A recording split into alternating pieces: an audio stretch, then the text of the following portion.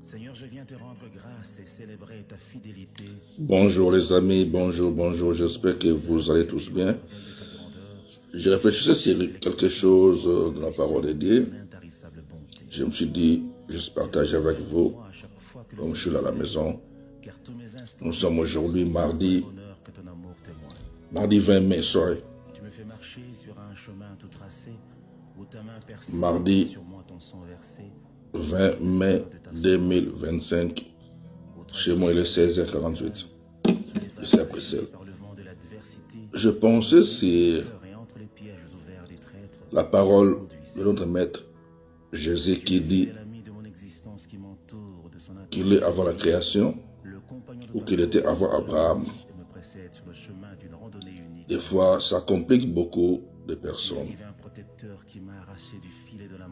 Que Jésus existait ou Jésus est même avant Abraham. Simplement pour dire que nous devons savoir que nous sommes des esprits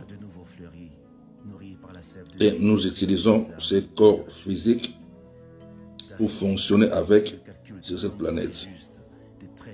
Mais en réalité, en vrai, nous sommes des esprits. Et en tant qu'esprit, nous avons été créés avant d'être placés dans ces corps. Lorsque il y a la formation de l'enfant dans le ventre de sa maman, c'est par là que l'esprit vient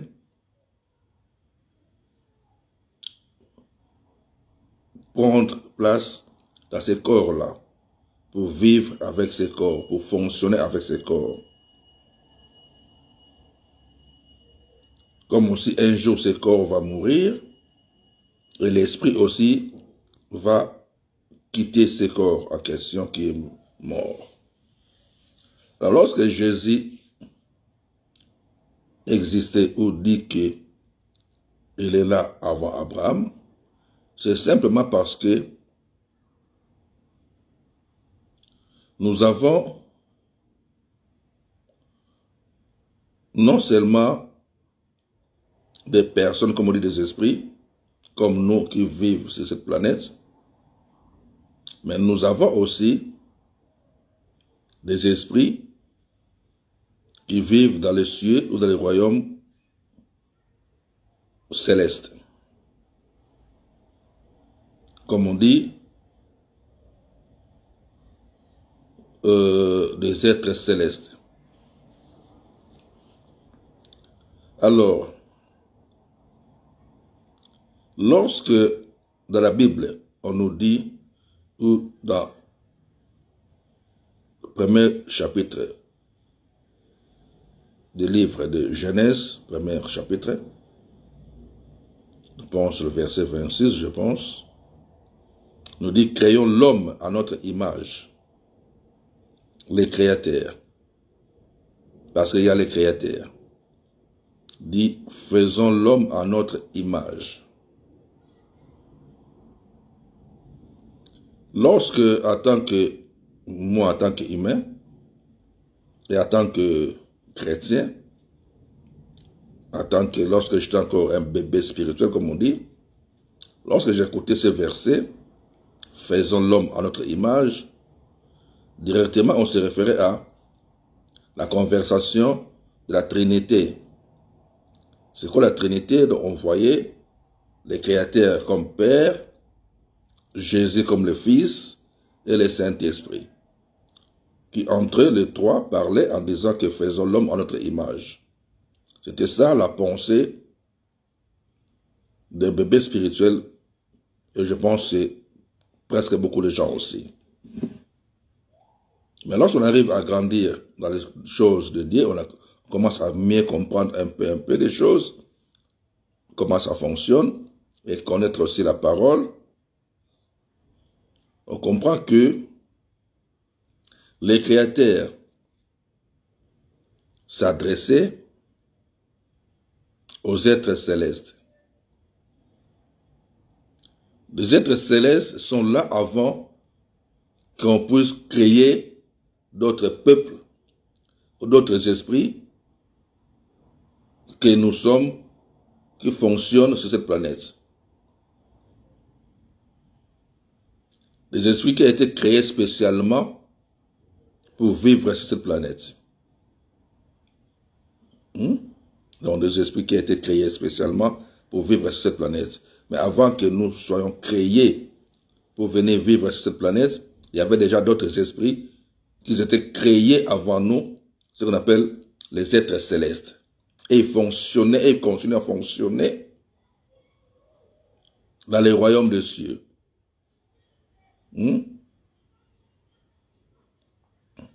Ils ont des corps qu'on appelle la théophanie. Donc, ils fonctionnent dans le domaine spirituel. Que nous ne pouvons pas les voir en ayant des yeux physiques comme ça. Pour pouvoir commencer à les apercevoir, pas tous, bien sûr, quelques-uns, occasionnellement, bien sûr aussi. Il faut que tu sois maintenant avancé dans les choses de Dieu et que tes yeux spirituels puissent commencer à s'ouvrir aussi, qui va te permettre de commencer à voir des choses dans les domaines spirituels. C'est là qu'on arrive à commencer à voir aussi de temps en temps les êtres célestes. Occasionnellement, bien sûr. Alors, les êtres célestes existaient déjà parce qu'ils ont été créés avant. Et c'est là que dans le livre, le premier chapitre du livre de Genèse, les créateurs disent « Faisons l'homme à notre image ». Donc, qu'il soit comme nous. Donc, cette conversation-là, les créateurs parlaient avec les êtres célestes. Et lorsqu'on parle des êtres célestes, il y a plusieurs catégories des êtres célestes. Et Jésus en faisait partie. Bon, lorsqu'on dit le nom Jésus, c'est juste un nom qui a été mis pour nous permettre d'identifier cet esprit en question. Ou la personne en question. Parce que lorsqu'on parle de la personne, c'est l'esprit. Et non pas les corps. Parce que beaucoup de gens, lorsqu'on dit Jésus, ils pensent que,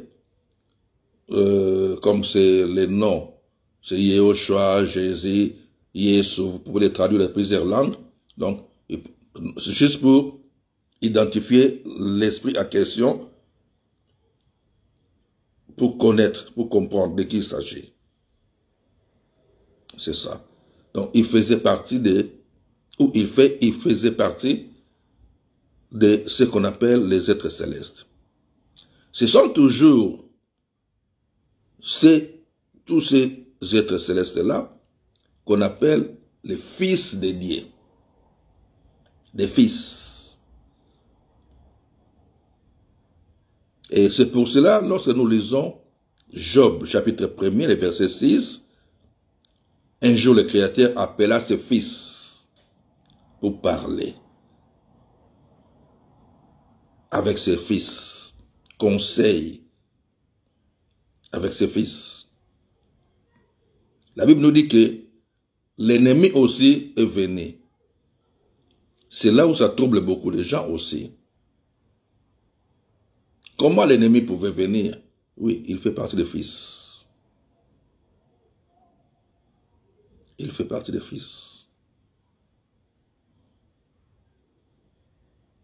Et les fils, ils sont tous ce que nous pouvons appeler des dieux.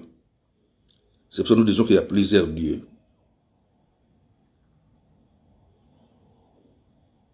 Je ne vais pas rentrer dans les détails, mais ceux qui arrivent à voler déjà dans le domaine spirituel comprennent un peu pour ne pas que je rentre dans les détails. Et l'ennemi aussi pouvait venir et écouter, même à distance, même un peu éloigné.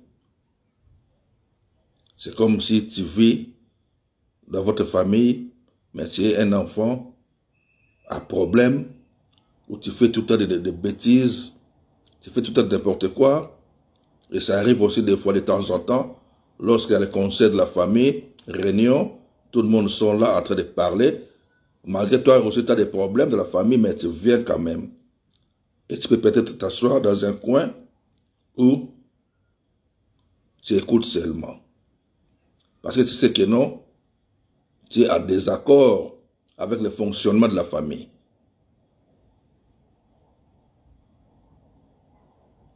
C'est là que le Créateur avait tourné vers l'ennemi pour lui dire, en tant que Créateur, pour demander à l'ennemi, d'où viens-tu? Il dit, je viens de parcourir la planète ou le monde. Et le Créateur a demandé, tu as vu mon serviteur Job? Il n'a pas dit, tu as vu mon fils Job? Parce que là, il parlait avec ses fils dans les royaumes, dans le domaine spirituel. Il a demandé à l'ennemi, le Créateur a demandé à l'ennemi, as-tu vu mon serviteur Job? Pourquoi Job serviteur? Et pourquoi c'est qu'ils étaient là, les fils? Parce que lorsque tu es encore au niveau charnel, au niveau, on peut dire, terrestre, tu seras là comme serviteur. Parce que tu fonctionnes encore dans ce niveau terrestre. Mais lorsque tu commences à monter le domaine spirituel, on te ramène dans les rangs de fils. Et lorsque tu deviens un fils, tu rentres dans le domaine-là des êtres célestes aussi. Et parmi les êtres célestes, il y a des différences de catégories aussi, des classes, tout ça. Des fils, il y a des fils et des fils. Tout ça aussi, c'est des enseignements. Donc, lorsque tu es encore au niveau terrestre, tu es un serviteur. Mais lorsque tu commences à développer ton intimité, monter dans les dimensions spirituelles, dans ton intimité bien sûr, tu deviendras un fils. Et un fils est mis dans les mêmes classes que les anges. Écrit à l'ange 2. Écrit à l'ange 2, dans le livre d'Apocalypse. Parce que c'était des anges terrestres, en même temps, ils étaient aussi devenus des fils.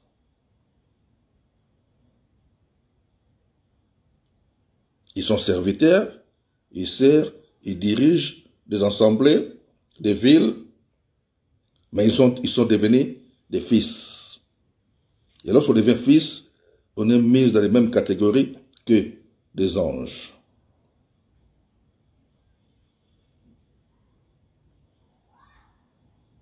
Parmi les anges, il y a les bons et les mauvais. C'est pour cela, écrit à l'ange 2, on les reprochait pour leur mauvais comportement. C'est aussi des enseignements. Et lorsqu'on est un bon serviteur, je vous donne juste quelques flashs dans des choses que moi je fonctionne avec, dans les enseignements que j'ai l'habitude d'écrire, les enseignements bien sûr, de mes manuscrits. Et lorsque tu es un bon serviteur,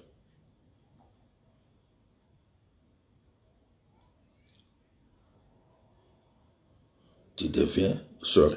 Lorsque tu es encore un serviteur, tu deviens fils. Et puis tu deviens aussi un ancien. Tu deviens aussi un ancien. Et tu es mis dans le même niveau que les anges. Les fils et les anges. Et lorsque tu es un bon,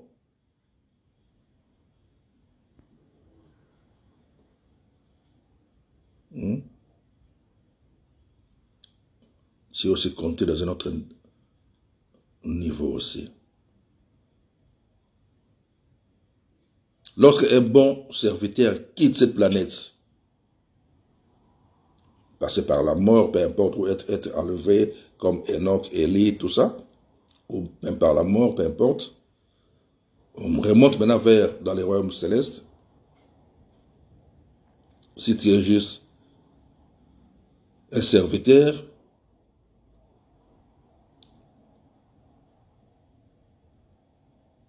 tu es compté parmi les fils, tu es mis comme je dis dans la même catégorie que les anges,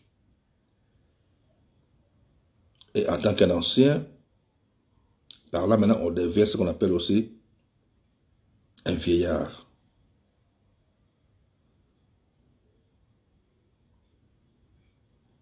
Un vieillard. Et lorsqu'on est placé dans les rangs de vieillards, parce qu'il y a plusieurs catégories, hein, tout ça, bon, les détails, vraiment, c'est dans les écrits, parce que là, je parle juste comme ça. D'autres sont mises dans la même catégorie que les archanges aussi.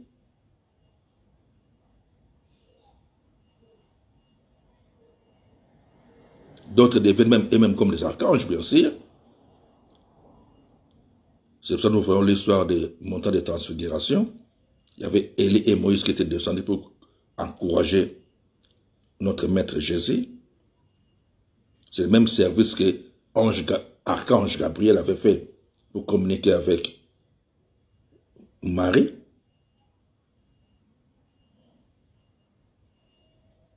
C'est le même service que archange Gabriel avait fait pour communiquer avec Daniel.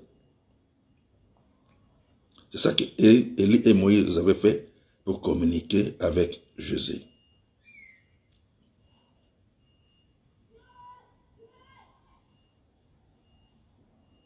Jésus déjà faisait partie des fils des citoyens célestes qui a été choisi parmi eux pour être envoyé sur cette planète et faire devenir Dieu. Le Créateur avait mis en lui la plénitude de son esprit. C'est pour cela, Philippiens chapitre 2, je pense, on nous dit que non, Jésus, lorsqu'il était sur cette planète, a fonctionné comme un simple homme, lui qui était Dieu. Il n'a pas regardé comme égal, il n'a pas regardé comme quelque chose d'être égal au Créateur, parce qu'il avait tout en lui, des Créateurs, la plénitude de son esprit. Mais il n'a pas regardé ça. Il a fonctionné en tant qu'un simple homme. Pourquoi il avait fonctionné comme un simple homme? Pour nous aider, nous qui les servons ici sur cette planète, de suivre ses traces. De ne rien regarder quelque chose d'important ou de ne pas mettre en importance quelque chose, mais de s'humilier et de fonctionner en tant que des simples citoyens. De ne pas dire que non, moi je suis apôtre, moi je suis bishop ou archibishop. Non. Ayez en vous la pensée qui était en Christ, laquelle existait en forme de créateur. N'a pas regardé comme une proie à arracher d'être égal au Créateur. Mais il apparaît comme un simple homme. Il a obéi. Et nous devons nous aussi obéir. Supporter la croix. Bref, il a existé avant la création, avant Abraham, parce qu'il faisait partie des citoyens célestes. C'est là qu'il a été choisi parmi tous les fils. Il était choisi parmi tous les fils. Et en lui, le Créateur avait mis toute la plénitude de son esprit pour fonctionner avec cette planète. Mais par contre, il y a toujours dans les royaumes célestes ce qu'on appelle la guerre de Dieu. De Dieu, parce qu'il y a plusieurs dieux. Lorsque je dis plusieurs dieux, parce que l'ennemi aussi, il est un dieu pour ceux qui croient en lui. Parmi plusieurs archanges aussi, il y a les anges, bien sûr. Il y a ce qu'on appelle les anges déchus.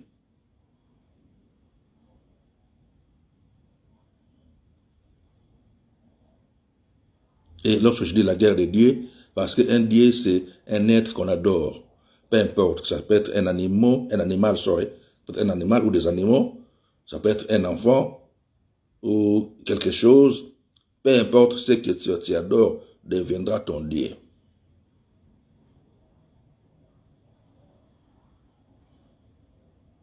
Il y a même des êtres comme nous qui vivent encore sur cette planète, qui sont devenus des dieux parmi les autres personnes.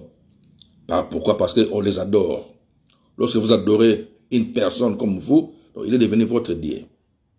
Tout ce que vous adorez, peu importe, un chien, un chat, un enfant ou quelque chose, ça devient votre Dieu.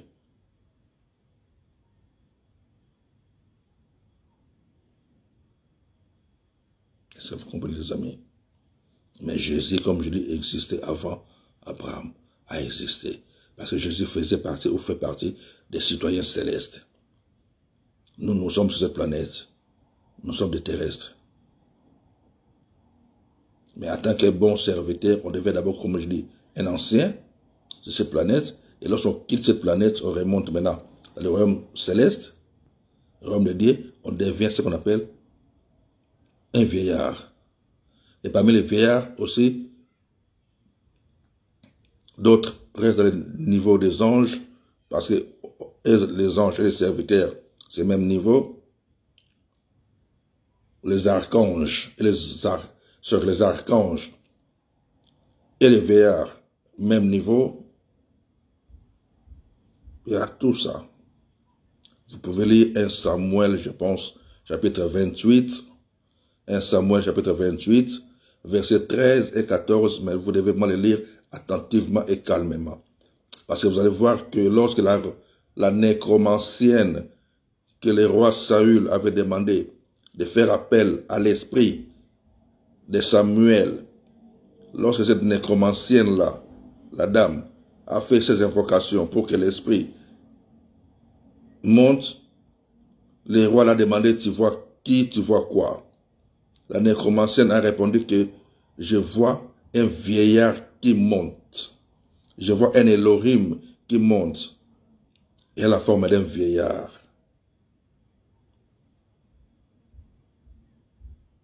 Il a la forme d'un vieillard. Et le roi Saül s'est prosterné pour adorer. Pourquoi s'est prosterné? Parce que nous ne pouvons adorer que les Elohim. Et Samuel, maintenant, fait partie des veillards, des Elohim aussi. Maintenant,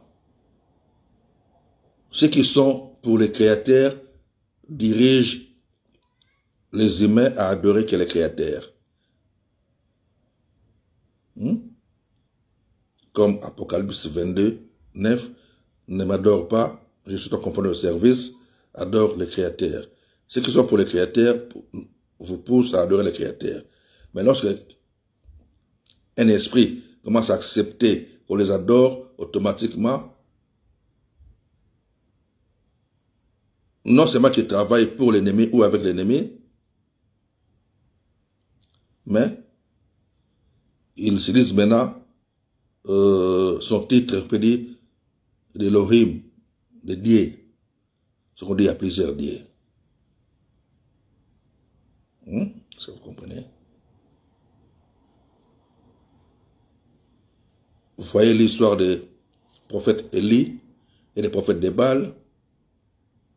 Lorsque le prophète Élie les avait défiés, le prophète Élie a appelé les créateurs, invoqué les créateurs, a fait descendre le feu, et il les a dit aussi d'invoquer leur Dieu. Parce qu'il y en a plusieurs de dieux. Il y en a plusieurs. C'est pour ça que j'aime toujours conseiller les gens, lorsque vous lisez la parole, vous devez réfléchir aussi en tant que des humains pour mieux comprendre des choses. Mettez-vous vraiment dedans. Dans ce que vous lisez, réfléchissez bien et créez l'espace dans vos pensées pour permettre aux êtres célestes de communiquer avec vous. Et le Saint-Esprit va te guider dans les bonnes directions.